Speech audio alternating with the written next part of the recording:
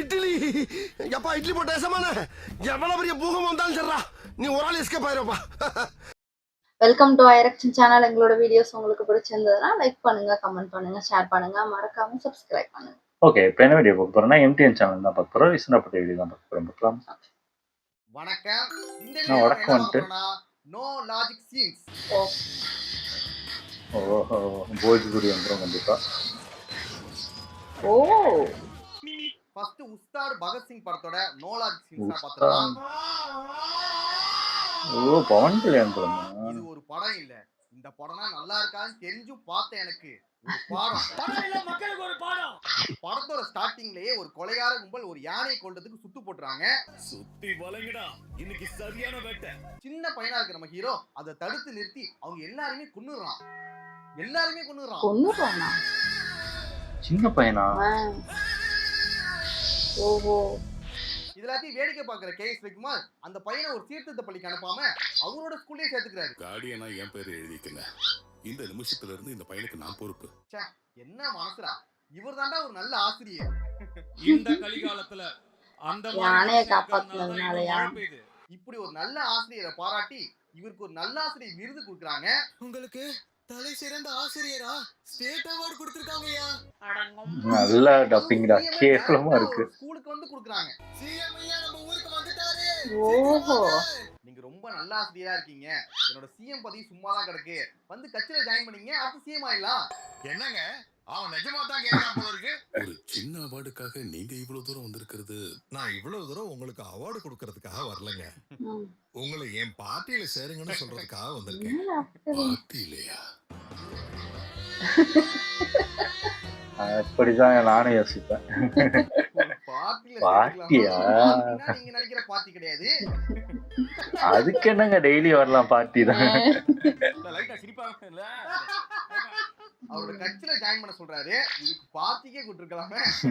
அப்படியே கட் பண்ணா KS Ravikumar CM ஆயிடுறாரு. முதலமைச்சரே கல்யாணத்துக்கு சிஎம் ஆயிடுறாரா? ஏய், கட்சியில சேர்ந்து கொஞ்சம் கொஞ்சமா முன்னேறி சிஎம் ஆகிறாரு. சார் நீங்க சிஎம் சார். ரைட்டா? ஆமா சார். அடுத்து வில்லனா பார்த்திபன் வராரு. ஓஹோ, இந்த படத்துக்கு தான் இந்த மாதிரி பேசி திட்டு வாங்கிட்டு இருந்தாரு. ஜோசியம் பாக்குறாரு. கைரேகை எல்லாம் ஒரு ரேஞ்சில இருந்தாலும் இது மட்டும் ஒரு அரை அங்குலத்துல நின்றுச்சுங்கய்யா. அதனாலதான் நீங்க சிஎம் ஆகாம இருக்கீங்க. அதாவது எனக்கு கூட சிஎம் ஆக முடியும்னு நினைக்கிறேன். அழகா போகுது அப்படின்னா இதுகிட்ட நின்னுடுது. எங்க இருக்கும்? என்ன பண்றது? கத்தி இருக்கா? இருக்கும்போது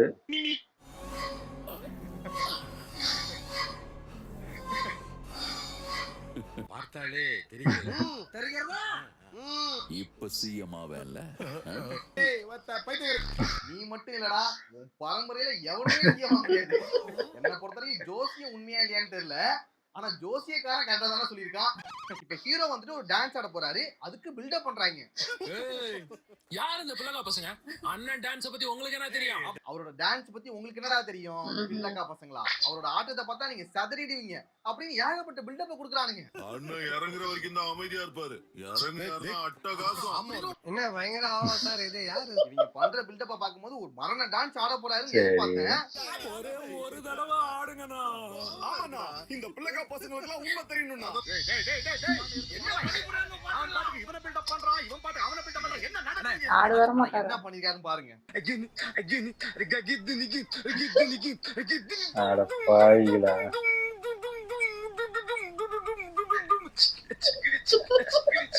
அந்த கசிப்பு வச்சுட்டு இப்படி இப்படி ஒண்ணு பண்ணிட்டு இருக்காரு. இந்த டான்ஸ் ஆடுறதுக்காடா இவ்வளவு பில்டப் பண்ணீங்க? சும்மா இருந்திருக்காங்க, சும்மா டான்ஸ் வச்சு முடிச்சிருக்காங்க. ஒரு பிரபுதேவா, ஒரு லாரன்ஸ், இல்ல விஜய், இல்ல சாம் ஆண்டர்சன்,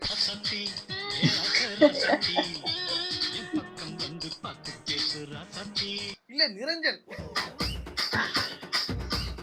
அதுவும் இல்லையா அட்லீஸ்ட் யார் லெவலுக்காவது இருக்கும்னு எதிர்பார்த்தேன்.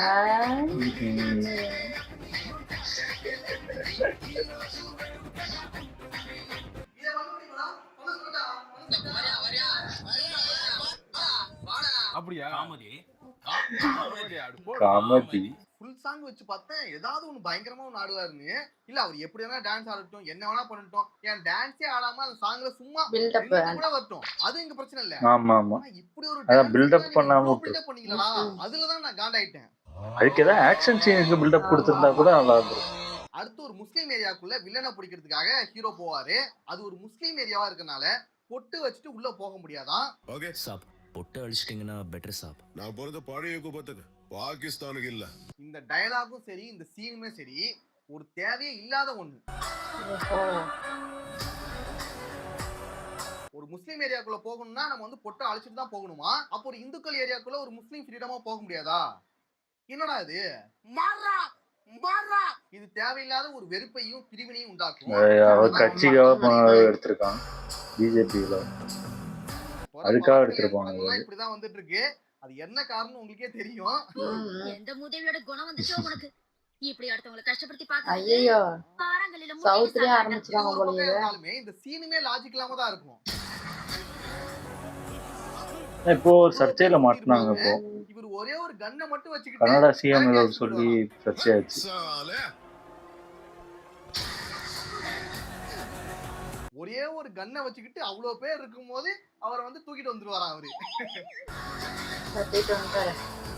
அதையும் மொத்தத்தையும் அதுலயும் தேவையில்லாம 3 புல்லட்ட மேல சொல்றான். 4 ராணுவ வீரர்கள் மரணம். இப்ப 2 லூசு பையங்க என்ன பண்றாங்கன்னா ராணுவ வீரர்கள் இறந்த நியூஸ் வந்து கிண்டல் பண்ணிட்டு இருக்காங்க. இதுல என்ன வெரைட்டி இருக்கு? தெரிஞ்சு தானே போனாங்க, தெரிஞ்சே செத்தாங்க. இது வந்து கண்டிப்பா ஒரு தவறான செயல் தான். இதெல்லாம் ஒரு நியூஸ்ன்ட்டு, இதெல்லாம் ஒரு சொல்ல மாட்டேன்னு சொல்லிட்டு அதையும் கிண்டல் பண்ணிட்டு இருப்பாங்க. பாரத மாதா வாழ்கன்னு சொல்ல மாட்டோம். எதிர்க்கட்சிகள் போல்ட் ஸ்டேட்மெண்ட் சொல்லாத, நாங்களும் சொல்லல. இல்ல தமிழ்ல எப்படி டப் பண்ணிருக்காங்களா? தமிழ்ல தான் டப் பண்ணது. அதத்தான் அதுல இருக்கத இதுல பண்ணிருக்காங்களா எக்ஸ்ட்ரா பண்ணி தொலைச்சிட்டாங்க. அதேதான் பண்ணிருப்பாங்க. ராணுவ வீரர்களை பத்தி கிண்டல் பண்றியான்னு அவர் கேட்கறது நியாயமான விஷயம் தான். அதுக்குன்னு கன்னை வச்சு சுட்டு மிரட்டியால கேப்ப. அப்ப உனக்கும் அவங்களுக்கும் என்ன டிஃபரெண்ட்? பாரத மாதா, பாரத மாதா. இது வந்து தேசபக்தி திணிப்பு. இந்த மொழி திணிப்பு மாதிரி இது தேசபக்தி திணிப்பு. தேசபக்திங்கிறது எல்லாருக்குள்ளயும் இருக்கும். அது எந்த மதமா இருந்தாலும் சரி, எந்த இனமா இருந்தாலும் சரி, அந்த ஒரு உணர்வு எல்லார் மனசுக்குள்ளயும் இருக்கும். அது இந்த மாதிரி வற்புறுத்தியோ இல்ல மிரட்டியோ அப்படி கொண்டு வராதீங்க. இந்த மாதிரி திணிக்கிறதா நான் தப்புன்னு சொல்றேன். இந்த வீடியோவை ஷேர் பண்ணிட்டு ஜெய் ஹிந்த்னு சொல்லி கமெண்ட் பண்ணுங்க. அது போதுங்க. சல்யூட். இல்லையா? எல்லாரும் சொல்லுங்க, சொல்லுங்க, சொல்லுங்க பாரத மாதா. இதுல என்ன ஒரு கொடுமைனா அந்த தப்பு பண்ண 2 பேரோட சேர்த்து அங்க இருக்கிற எல்லாரையும் சொல்ல வைக்கிறாரு, அதுவும் மிரட்டி. சொல்லுங்க பாரத மாதா, சொல்லுங்க பாரத மாதா. அப்ப சொல்லு, இந்த படை போதுமா, இன்னும் கொஞ்சம் வேணுமா, உனக்கு வேற வேலையே இல்லையா? அடுத்து ஒரு சீன் வரும். பொதுவா அட்லி தான் படங்கள்ல இருந்து காப்பி அடிப்பான்னு சொல்லிட்டு இருப்பாங்க. ஆனா அட்லி படத்துல இருந்தே ஒரு சீன் அச்சு பேசுறாங்க காப்பி அடிச்சாங்க. அது என்னங்கறத பார்க்கலாம். அப்படி ஒரு காட்சி உங்களுக்காக. ஓ தெரியா காமிச்சிருக்காங்க. பெரிய படத்துல இந்த மாதிரி ஒரு சீன் வரும். அத அப்படியே காப்பி அடிச்சிருக்காங்க. என்ன ஒரு ஓ நான் நினைச்சு சொல்லுமா. போலீஸா கேட்கல, ஒரு அண்ணனா கேட்கிறேன். என்ன நடந்துச்சுன்னு சொல்லணும். ஓகே, ஏதோ காப்பி அடிச்சா கூட அது வந்து ரொம்ப கிரிஞ்சு பண்ணாம நல்லாவே எடுத்திருக்காங்க. அந்த வகையில கொஞ்சம் ஆறுதலா தான்டா இருக்கு. இப்போ இந்த பொண்ணு இருக்காங்களே, இவங்க ஹீரோயினோட ஃப்ரெண்ட். டியூட்டி பார்றான்னு சொன்னா பிஜி ஹாஸ்டல் பொண்ணோட ரொமான்ஸ் பண்ணிட்டு இருக்கியா? உன் கூட சுத்துற பாவத்துக்கு இது கொஞ்ச நேரத்துல அந்த பொண்ணு ஹாஸ்பிடல்ல டெட் பெட்ல இருக்க போறா. ஆக்சுவலா வில்லனுங்க ஹீரோயினை தேடி தான் வந்திருப்பானுங்க. ஹீரோயினை கடத்தி ரேப் பண்ணி கொள்ளலாம் பிளான் பண்ணிருப்பானுங்க. ஆனா மாத்தி ஹீரோயினோட ஃப்ரெண்டை கடத்தி போயிடுவானுங்க. ஹீரோவை தேடி வந்தவங்க பல்லவியை தூக்கிட்டு போயிட்டாங்க சார். இந்த பொண்ணு நினைச்சிருந்தா நீங்க தேடி வந்த பொண்ணு நான் கிடையாதுன்னு சொல்லிருக்கலாம். ஆனா தன்னோட ஃப்ரெண்டுக்காக எல்லா வழியும் பொறுத்துக்கிட்டு தாங்கிட்டு இந்த பொண்ணு இருப்பாங்க. கடைசியா செத்தும் போயிடுவாங்க. நான் உண்மையை சொன்னா என் இடத்துல லீலா இருப்பாங்கிற பயத்துல நான் எல்லாத்தையும் பொறுத்துக்கிட்டேன்னா. இப்படிப்பட்ட உயிர் தியாகம் பண்ண ஒரு ஃப்ரெண்டுக்காக ஹீரோயின் பண்ற நன்றி கடனை பாருங்க. அடுத்த பாட்டா அந்த பொண்ணு செத்து கருமாதி கூட முடியல, அதுக்குள்ள டூயட் சாங் போயிட்டாங்க. அவன்டா அந்த பொண்ணு. No words. ட்ரைங்க சொல்லி கம்மி. இப்ப தெரி சீன் பாத்துட்டீங்களா? அடுத்து மாஸ்டர் சீன் வரும். ஓ இந்த சீனா? கோடி பேர் காட்ட வெளியில. டேய் டேய், நீ என்ன சொன்ன? என்ன சொன்ன? ஏன் நல்ல அன்பு காட்டுறவங்கள என் ரசிகர்களை தூக்கிடுவியா? மாஸ்டர் படத்துல கூட அந்த டயலாக சொல்லும் போது ஒரு லாஜிக் இருக்கும்டா, எதுக்காக அந்த டயலாக் சொல்றாங்கன்னு. ஆனா இந்த படத்துல ஒரு லாஜிக் இருக்காது, மண்ணு இருக்காது, சம்பந்தமே இல்லாம இந்த டயலாக் இருக்கும். ஏன் நல்லா அன்பு காட்டுறவங்கள என் ரசிகர்களை தூக்கிடுவியா? எத்தனை பேர் இருக்காங்கன்னு தெரியுமாடா உனக்கு? எத்தனை பேர் இருக்காங்கன்னு தெரியுமா? சரி, ஏதோ ஒரு அரசியலுக்காக அது பேசுறாங்க போல. அரசியல் இதோட இந்த படத்துல இருக்க நோ லாஜிக் சீன்ஸ் தான் முடிஞ்சிடுச்சு. இதுக்கப்புறம் மத்த படங்கள் உள்ளதா பாத்துடலாம். கெட்டப்ப ஃபர்ஸ்ட் மாத்தணும்டா, கேவலமா இருக்கு. இந்த காஸ்டியூம் எல்லாத்தையும் மாத்திடுறேன். ஹாய், அதேதான் ஒன்னும் வித்தியாசம் தரும். பொட்டு மட்டும் இல்ல. மத்த படத்துல இருக்க நோ லாஜிக் சீன்ஸ் பாத்துடலாம். போஜ்பூரி வந்து இப்ப ஹீரோயினை வில்லனுங்க கார்ல கடத்தி அழைச்சிட்டு போயிட்டு இருக்காங்க. இப்போதான் நம்ம ஹீரோ என்ட்ரி.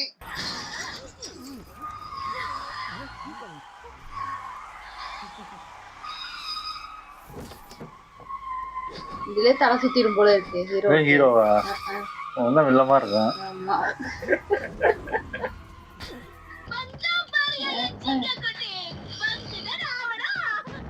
லாஜிக் படி பார்த்தா ஹீரோ கார் இடிச்சு வில்லன் கார் தான் சுத்தணும். ஆனா இங்க ஹீரோ கார் சுத்திட்டு இருக்கு, அது சுத்திக்கிட்டே இருக்கு. வெயிட் கம்மியா இருக்குலதான். கொஞ்சம் யோசிச்சு பாருங்க, லாஜிக்கா இருக்கா? லாஜிக்கே இல்ல. எல்லா கும்பலும் அந்த கார்ல இருக்கு, இவர் ஒருத்தர் தானே சுத்திட்டு இருக்கு. அப்படியே உட்காந்து பாத்துக்கிட்டு இருக்கான். அவன் பாரு பாத்துக்கிட்டு இருக்கானுங்க. ஹீரோயினி சேர்த்து சுற்றுவாரு போல இருக்கு. ஹீரோயின் தான் புரிய வைக்கிறாருன்னு நினைக்கிறேன். தப்பிச்சு சுடுவாங்க. சரி, அவன் தான் சுடுறான்னு தெரியுது. அங்க பேர் எங்க சுத்திட்டு இருக்கு, காப்பிரைட் வந்துரும் போது. வேகமா சுத்திட்டு இருக்க, ஃபேன் ஆஃப் பண்ண கூட 1 நிமிஷத்துக்குள்ள நின்னுடா. இது என்னடா இவ்வளவு நேரம் சுத்திட்டு இருக்கு? ரிமோட் கார் அது.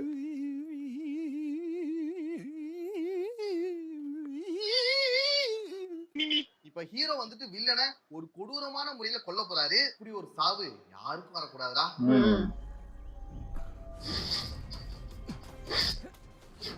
இதுக்கு அந்த பொண்ணு தள்ளி விட்டு போறாரு. எடுத்துட்டாரு.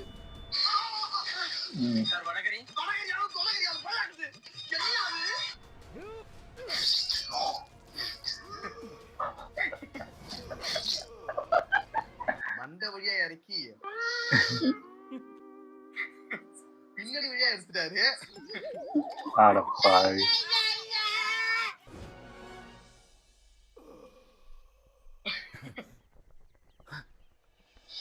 கோழிக்குனா கிரில் சிக்கன் போறதுக்கு இப்படிதான் கம்பிய சொருவாங்க.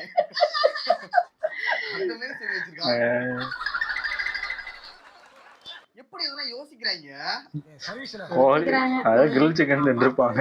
யோசனை போஜ்பூரி சினிமா வெக்கமா இல்ல, கேவலம் இல்ல, இந்த மாதிரி பண்றீங்களே, அசிங்கமா இல்ல? ஹலோ ஹலோ,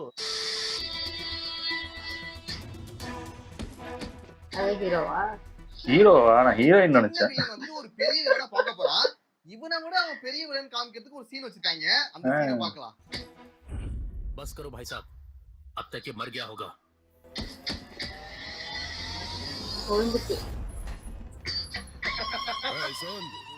ஓ, ஆள் இருக்கு அதுக்குள்ள. என்னடி இது? என்ன கன்றாவிடா இது? ஏன் இந்த மூட்டை கட்டி தான் அடிப்பீங்களா? இந்த சாலா பாக்கெட்ட கீழே போட்டா தெரிக்குதுல, அந்த மாதிரி தெரிச்சிருச்சு. அந்த பஞ்சிங் பேக்ல ஒருத்தன் உள்ள போட்டு அடிச்சியே கொண்டு இருக்கான். அப்படிப்பட்ட ஒரு கொடூர வில்லன். சத்தியமா சொல்றேங்க, வயிறறிஞ்சு சொல்றேன், நீங்க எல்லாம் நல்லா இருக்க மாட்டீங்களா? அவ்வளவு ஆத்திரம் கோவம் வருது. அடுத்து ஒரு ஃபிளிக் சீன் பார்க்க போறீங்க. தலைமை மோகன்லால் வராரு. ஆஹா, படம் தெரியலையே. இல்ல, அது எப்படி இங்க குத்தி இப்படி போறாரு? அது ஒரு டெக்னிக். இப்படி போய் இப்படி கயிறு அப்படித்தான் வேலை செய்யறானோ. இப்படி அடிக்க முடியாதா இருக்கும் அவரால. நான் எந்த படத்துலயும் பார்த்தது இல்ல. பேக் ஃபிளிப்பா இல்ல ஃப்ரண்ட் ஃபிளிப்பா என்னன்னே தெரியலையே. No problem. No no no no, I am not trying. I am not trying. Okay நண்பர்களே, இதோட வீடியோ நம்ம முடிச்சுக்கலாம்.